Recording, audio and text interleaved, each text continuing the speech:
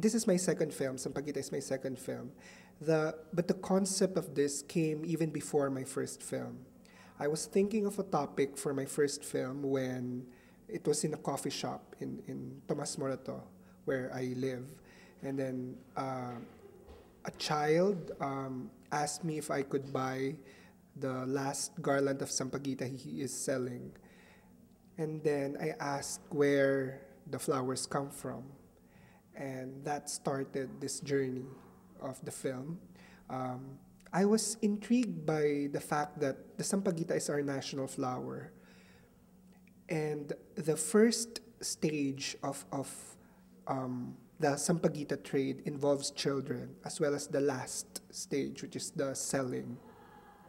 So children are involved in the harvesting of the flowers and in the last part, which is the peddling on the streets.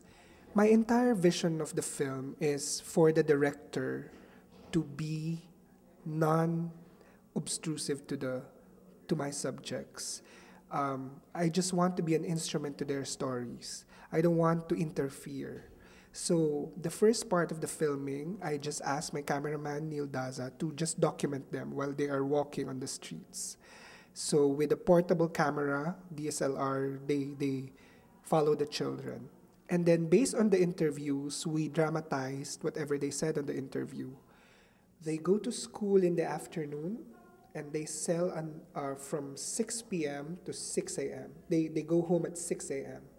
So they sleep for like 3 hours and then they study again.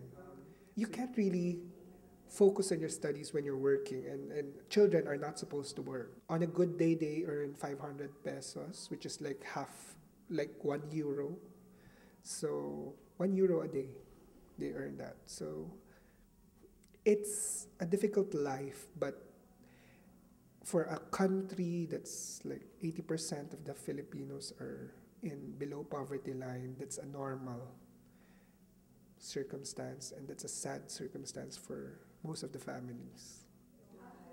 When I made this film, I wanted to challenge the conventions of documentary and feature film, fiction feature film.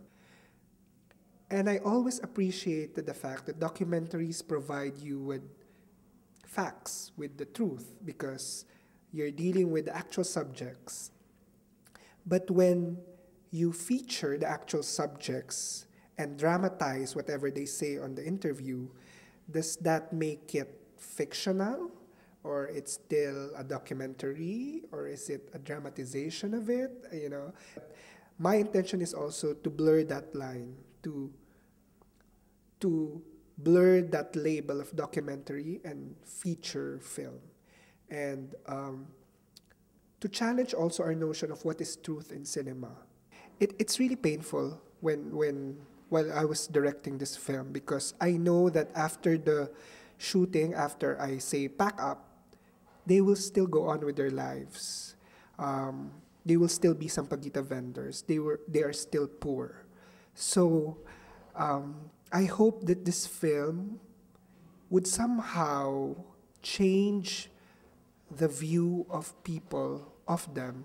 If I cannot change their situation, at least I can change how people see them, how people view their plight.